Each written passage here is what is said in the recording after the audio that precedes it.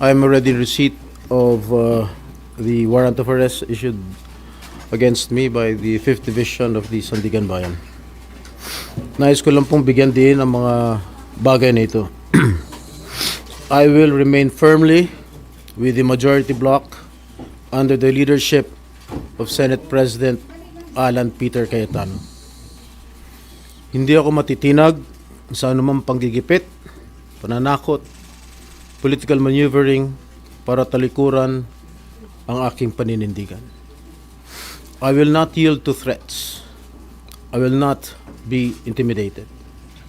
I will not be pressured into surrendering my independence of judgment. I am giving instructions to the Senate Secretary to put on hold my salary. Personal kong pasya ito upang ipakita sa sambayan ng Pilipino na wala akong intensyon makinabang sa pondo ng bayan habang nililinis ko ang aking pangalan. At higit sa lahat, hindi ako papasailalim ng kustodya ng Senado. I will not seek Senate custody. Hindi ko gagamitin ang Senado bilang panangga laban sa mga aligasyon sa akin. Nakahanda akong ipagtanggol ang aking sarili sa hukuman at hindi ako magtatago sa likod ng institusyong ito upang umiwas sa proseso. Ipagtatanggol ko hanggang sa huli ang aking sarili para patunayan na walang batayan ang mga paratang sa akin. Kalokohan ang lahat na ito.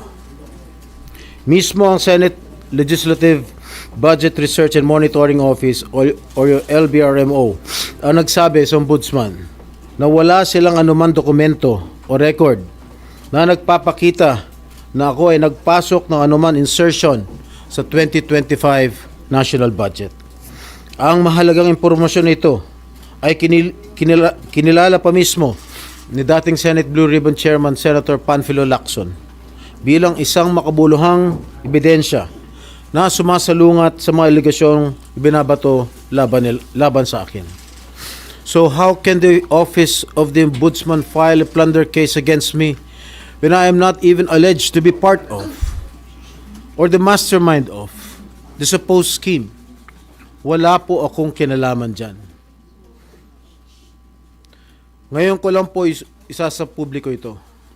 Maraming beses po ako inalok na talikuran ang independent majority bloc kapalit ang pagbabasura sa aking kaso.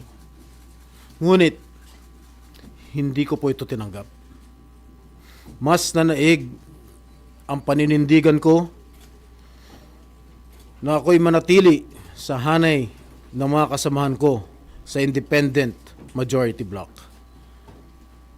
I stand my ground. Ngayon kung tatanungin niyo kung sino sila, abangan ninyo ang susunod na kabanata.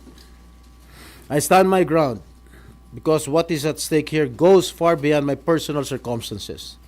What is at stake here is the independence of the Senate. This institution must never become vulnerable to external pressure.